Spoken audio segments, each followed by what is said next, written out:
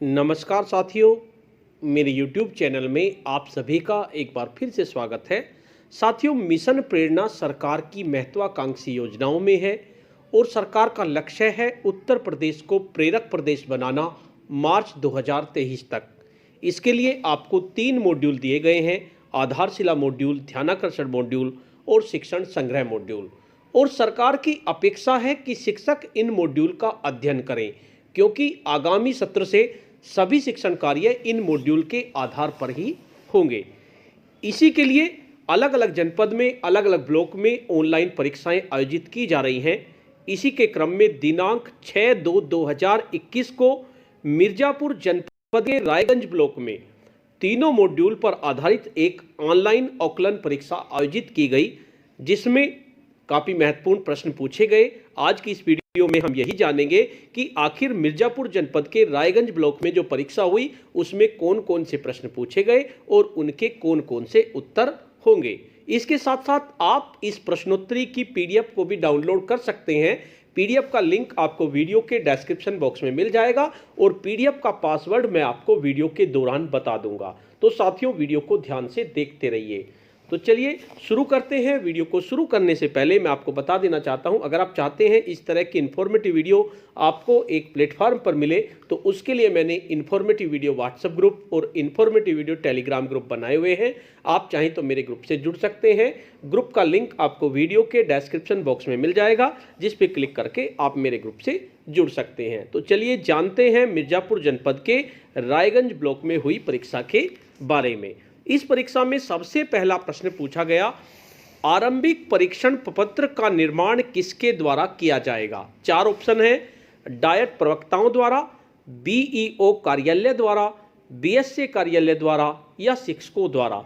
तो जो आरंभिक परीक्षण प्रपत्र बनाए जाएंगे वे शिक्षकों द्वारा बनाए जाएंगे, तो इसका 4th ऑप्शन आपका सही होगा।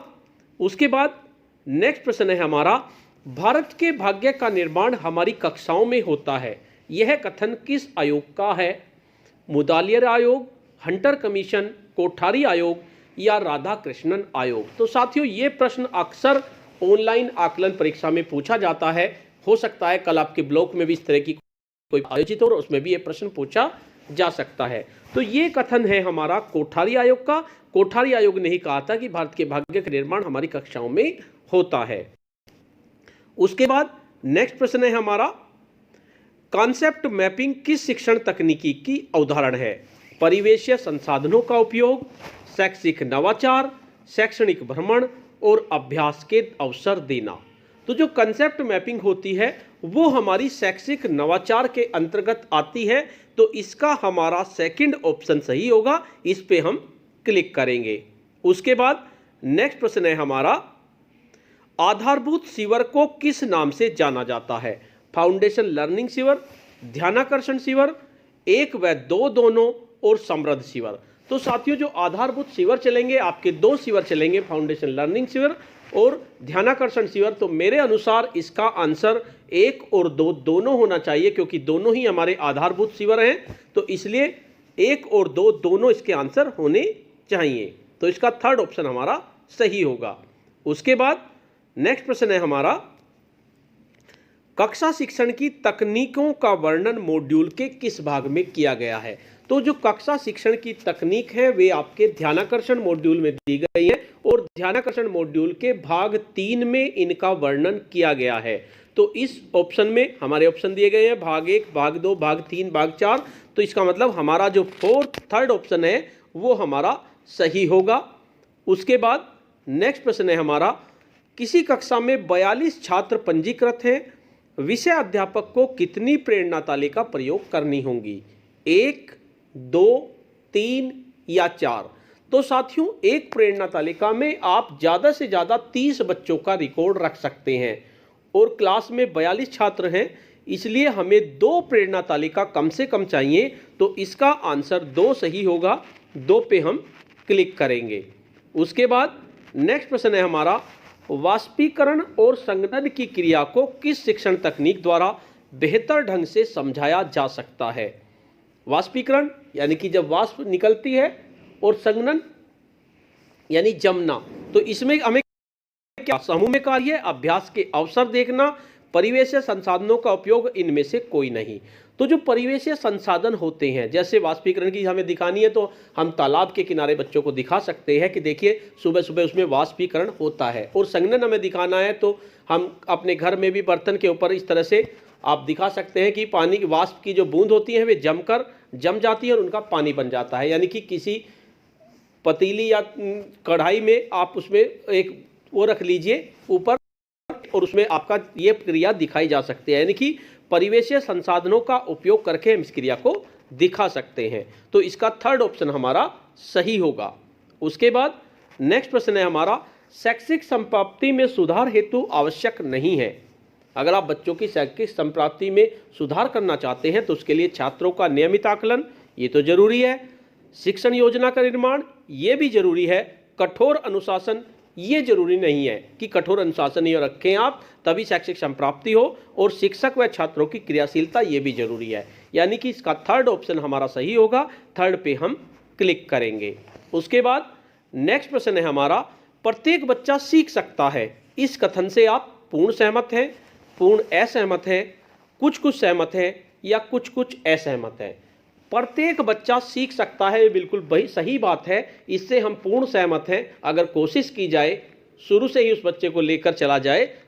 अगर बच्चा ऐसा है कि वो बिल्कुल मानसिक विकलांग है तो अलग बात है, वरना अगर बच्चा समझता है, खाता पीता सही है तो वो सीख सकता है। तो इसका पूर्ण सहमत सही होगा। उसके बाद नेक्स्ट प्रश्न है हमारा, कक्षा 4 व 5 के बच्चों के आकलन के लिए कितने प्रश्नों को परीक्षण प्रपत्र तैयार होगा? तो कक्षा 1 से लेकर 5 तक के जो बच्चों का आकलन प्रपत्र बनाएंगे तो आपको 15 प्रश्न लेने होंगे, जिसमें आपको 10 प्रश्न वस्तुनिष्ठ लेने होंगे और 5 प्रश्न आत्मनिष्ठ लेने होंगे। तो इसका आंसर थर्ड हमारा सही होगा, 15 प्रश्न। उसके बाद नेक्स्ट है, आओ अंग्रेजी सीखे रेडियो कार्यक्रम किस शिक्षण तकनीकी का उदाहरण है? शिक्षण अधिगम सामग्री का उपयोग, रोचक प्रस्तावना, सीखने के लिए बातचीत या सरल से कठिन की ओर। तो जो आओ अंग्रेजी सीखे कार्यक्रम है, इसमें हम क्या कर रहे हैं, शिक्षण अधिगम सामग्री, ये रेडियो एक शिक्षण अधिगम सामग्री है, उसका हम उपयोग कर रहे हैं, बच्चों को अंग्रेजी सिखा रहे हैं। तो इसका फर्स्ट ऑप्शन हमारा सही होगा। तो साथियों मैं पहले इसका पीडीएफ का पासवर्ड आपको बता देता हूं, वरना मैं भूल जाऊंगा। इसका पासवर्ड, इस पीडीएफ को आप डाउनलोड कर सकते हैं क्योंकि ये मिर्जापुर जनपद की परीक्षा है। तो इसका पासवर्ड होगा मिर्जापुर, MIRJA,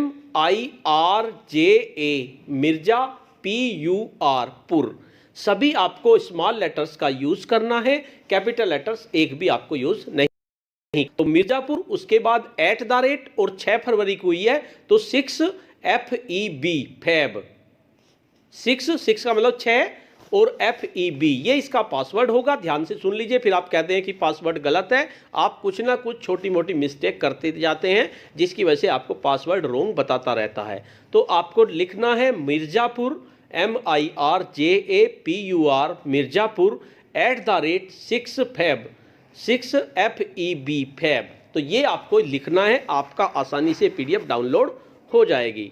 नेक्स्ट प्रश्न हम देखते हैं, ध्यानाकर्षण मॉड्यूल उपयोगी है नवाचारी शिक्षण तकनीकों के लिए, रेमीडियल टीचिंग के लिए, फाउंडेशन लर्निंग के लिए या उपरोक्त सभी?